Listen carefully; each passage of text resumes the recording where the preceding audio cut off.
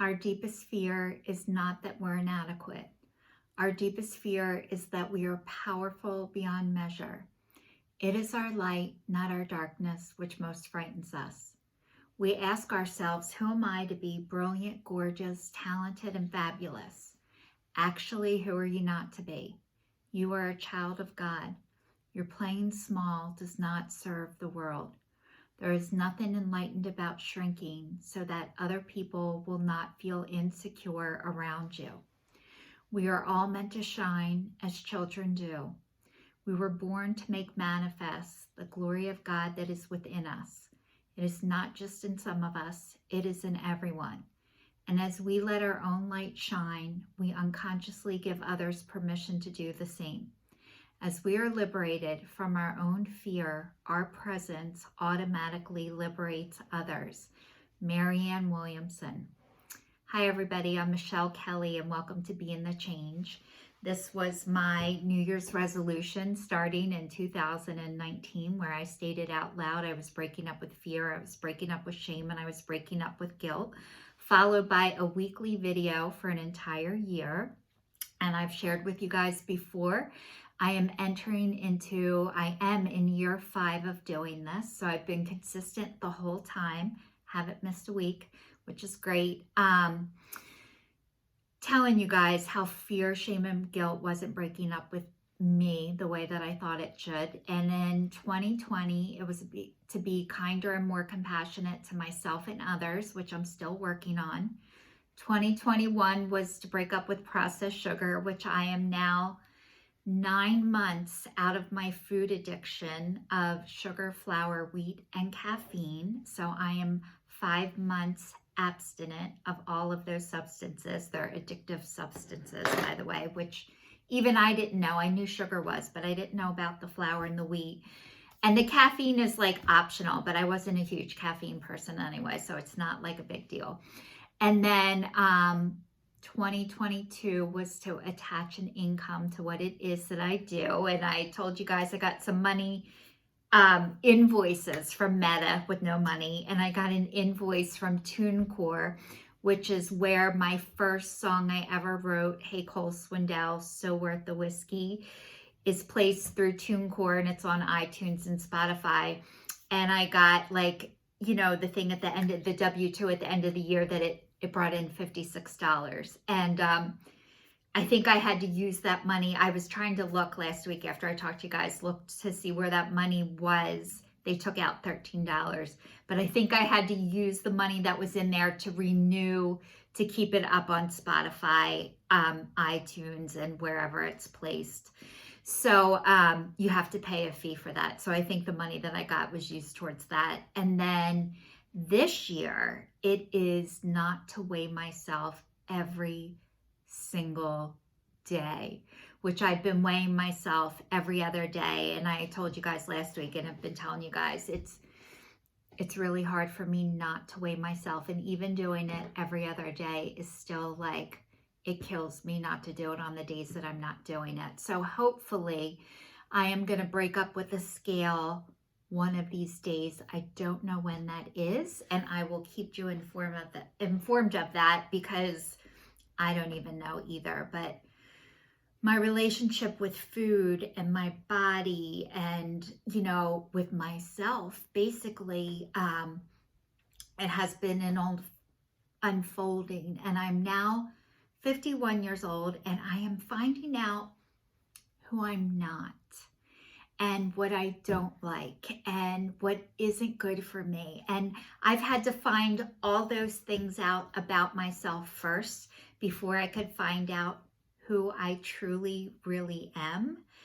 And I have gotten to the center of the onion, which, you know, they say it's layers upon layers of getting to know yourself. And one of the ways I've been able to get to know myself is first I had to put down the drugs and alcohol, then the cigarettes, then codependency. And codependency is like cushioning the blow for other people, which is a real sickness. You can't see it or it's not a physical thing, but you can feel it. And when you want to help other people to the point that you harm and hurt yourself and you're hurting others too, that is codependency. And workaholism, I had to come out of my workaholism, which, I used my job to define who I was. And it wasn't who I was, it was what I did.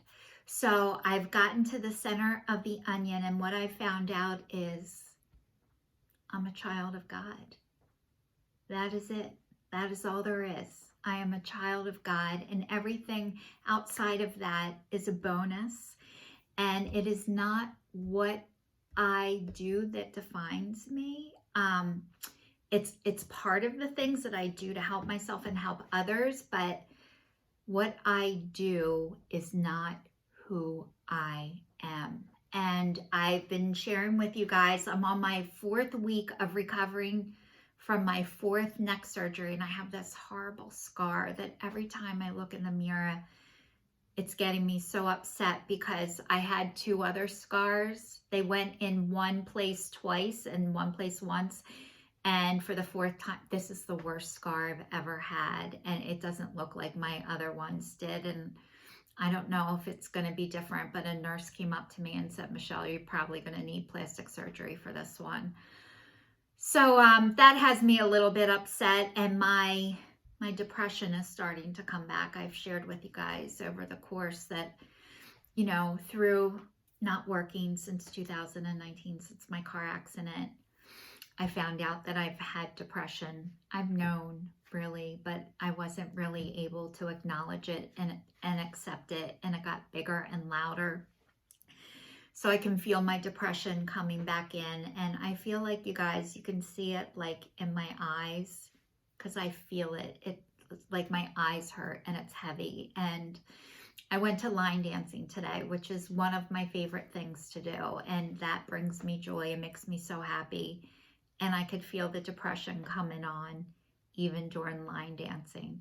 So even when I do things that are fun, that are bring me joy, that I go around people, I still have this. And I was sharing last week in my video about my food addiction. I was having physical side effects from food that were so bad I couldn't ignore them anymore. And when I woke up in the morning, I never knew what my legs were going to feel like when they hit the ground.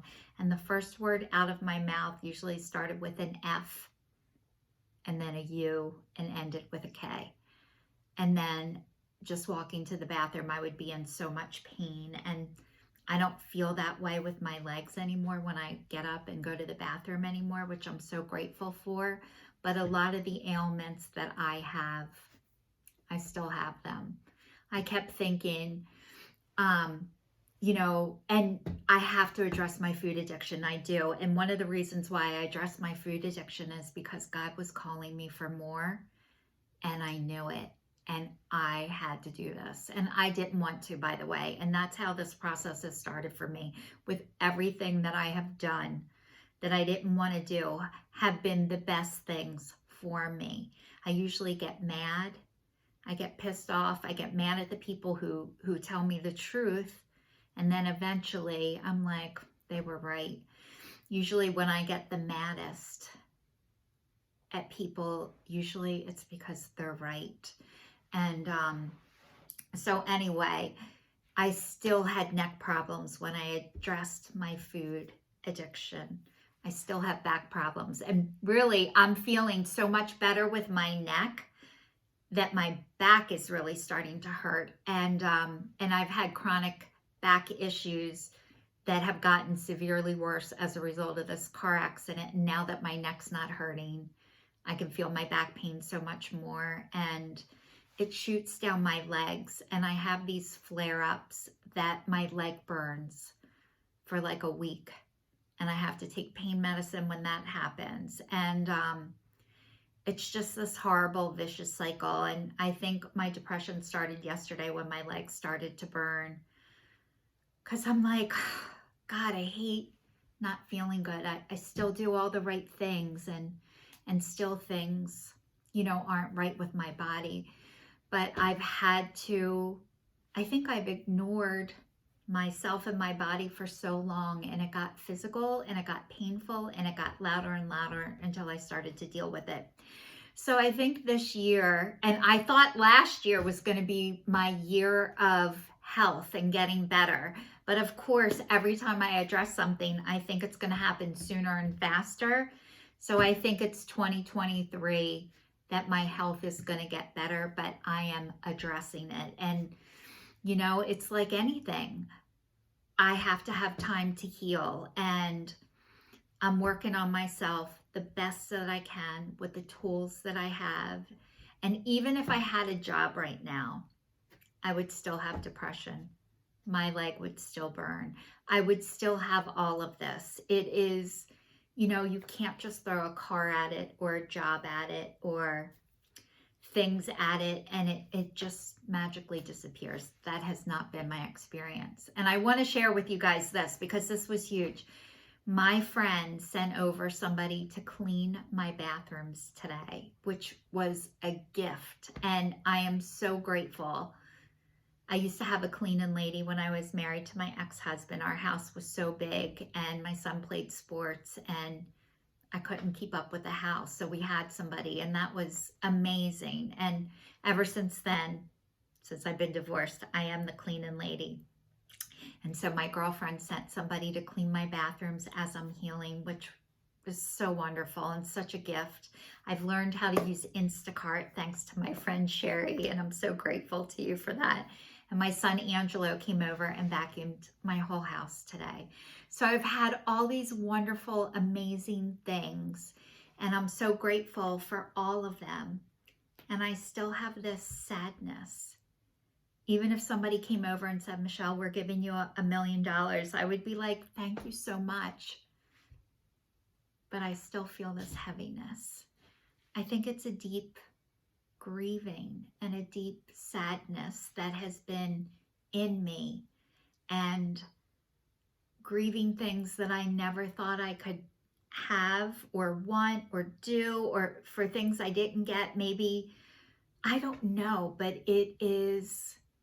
it came out in my body until I dealt with it. So I'm able to deal with it now. I want to say thank you to everyone who's been following me on this journey. And I feel like when I'm depressed and when I'm in this, like, I get so sick of myself that I think, God, you guys have got to be sick of me too, because I'm sick of me too. But this is me, and this is where I am right now. And it changes. Tomorrow I might feel a whole lot better, but today my eyes hurt, my head's heavy, my leg is burning, and I had wonderful things happen. I had somebody clean my house, 2 people come over and clean my house, which I can't do right now, and I still have this heaviness. So thanks everybody for watching. Stay tuned, stay safe, and I will see you all next week.